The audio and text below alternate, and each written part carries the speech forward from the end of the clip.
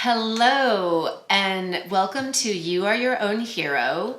I am Dr. Tassel Faith Shamebrook, and today we're talking about a really interesting topic. There are no bad emotions. And a lot of these topics come through our Patreon community, and there's more information about that in the description.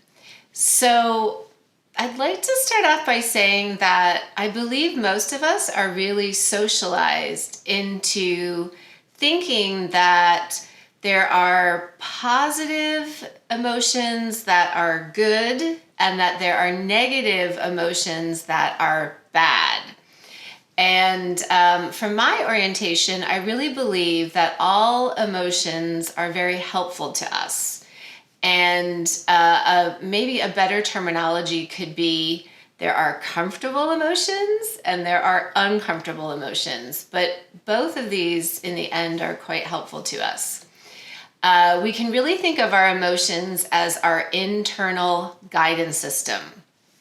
So our feelings are always helping us move forward in our highest and best direction. Particularly when we allow ourselves to fully feel them. So let me just start off with a couple of real life examples. About 15 years ago, well before I had decided to go back to school for my PhD, I was spending some time with a female acquaintance who was a doctor. And I had some really uncomfortable feelings come up while I was spending time with her. These were basically feelings of jealousy. I felt really jealous and envious of this wonderful woman who was a doctor, because I too had always held this desire to become a doctor, but I hadn't yet fulfilled that desire. So I didn't really want to feel into my feelings of this jealousy. I was super uncomfortable feeling jealous. It did not match up with the identity I held of myself as I'm not a jealous person. So that was really difficult. But somehow I allowed myself to feel into the jealous feelings. And it was uncomfortable, but pretty quickly I moved through the jealous feelings and I ended up more in feelings of inspiration that I too wanted to become a doctor.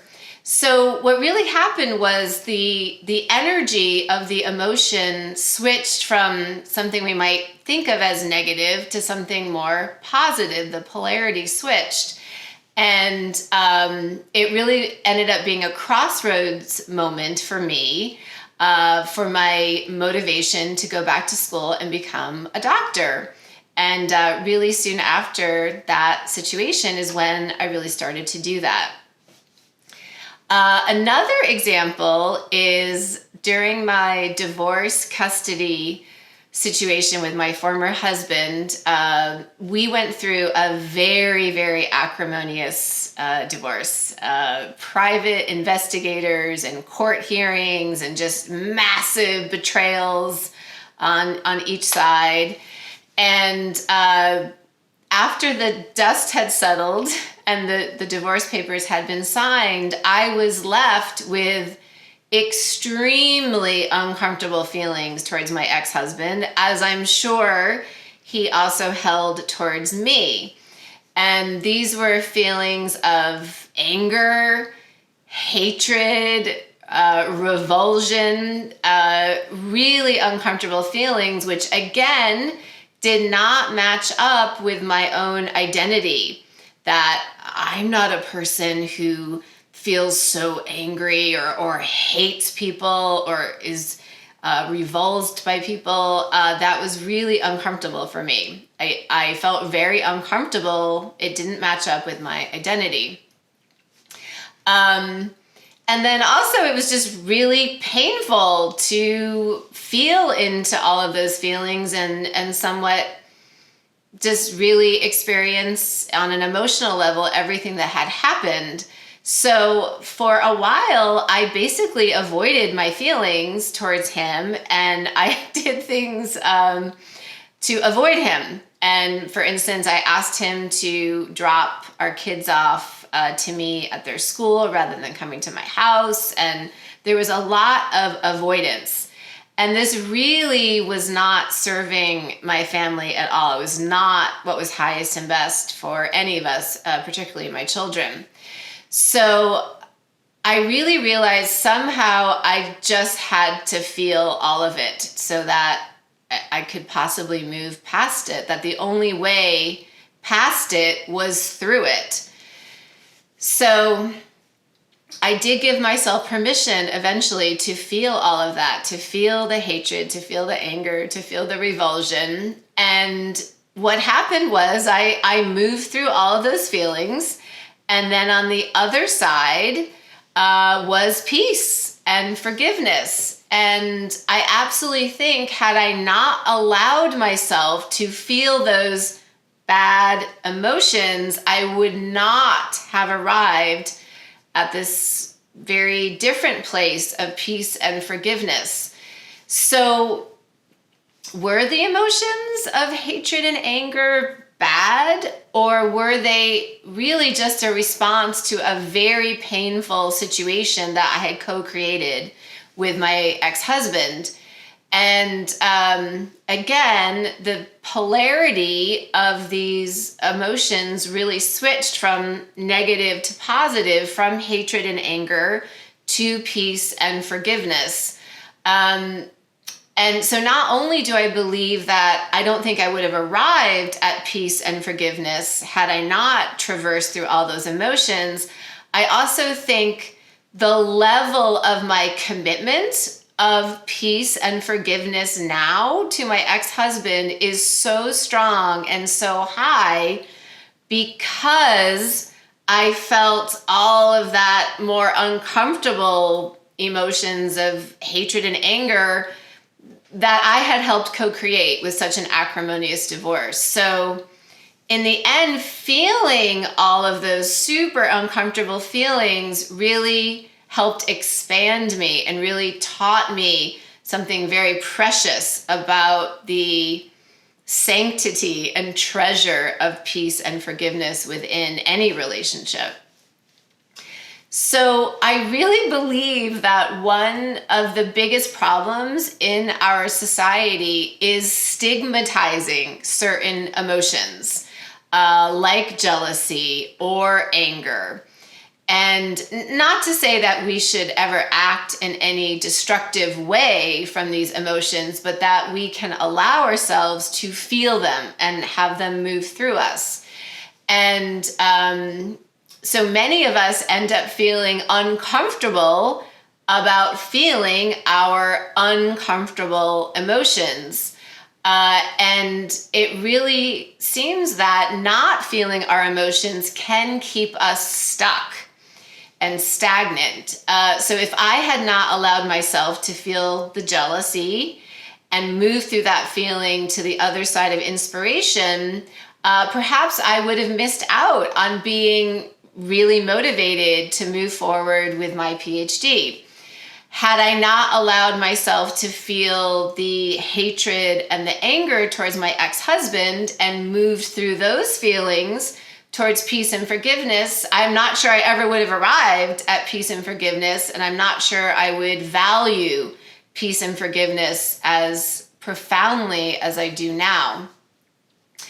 Another example I'd like to share about this topic is when I was still married, I experienced a lot of sadness and depression because the marriage was very troubled. And I'll never forget speaking to an acquaintance about some of these feelings, and I was sharing that I had these quote unquote negative emotions or bad emotions around my marriage. And my friend seemed to be very uncomfortable and responded to me that I really needed to be grateful for all that I had in my life, rather than focusing on these feelings of depression or sadness around my marriage.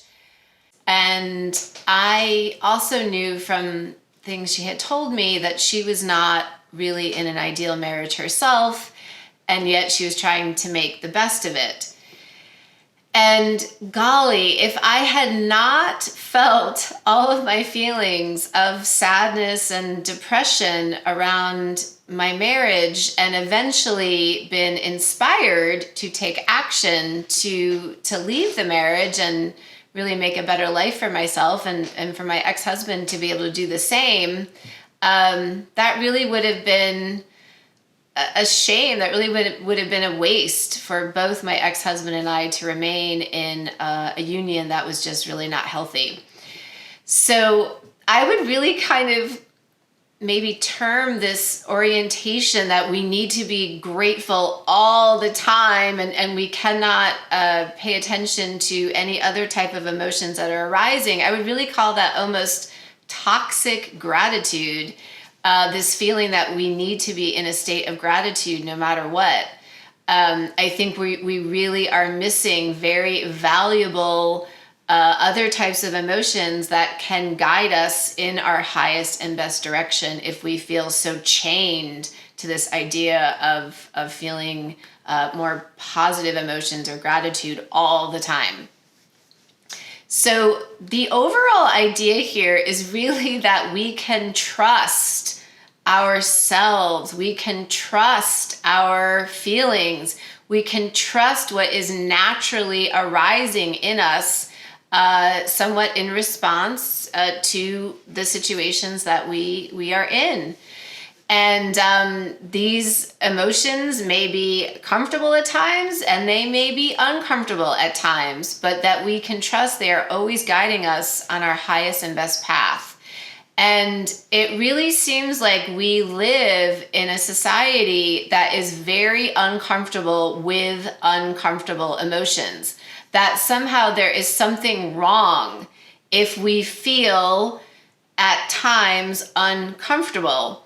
And we can look at our society as somewhat structured on numbing or distracting us away from these uncomfortable emotions, whether it's through alcohol or other types of drugs or entertainment, or even things that may on the surface seem healthy, like exercise. I'm not saying exercise is something not good for us, but there sometimes can be emotions bypass. So, I don't feel so comfortable right now, I'll just go for a run.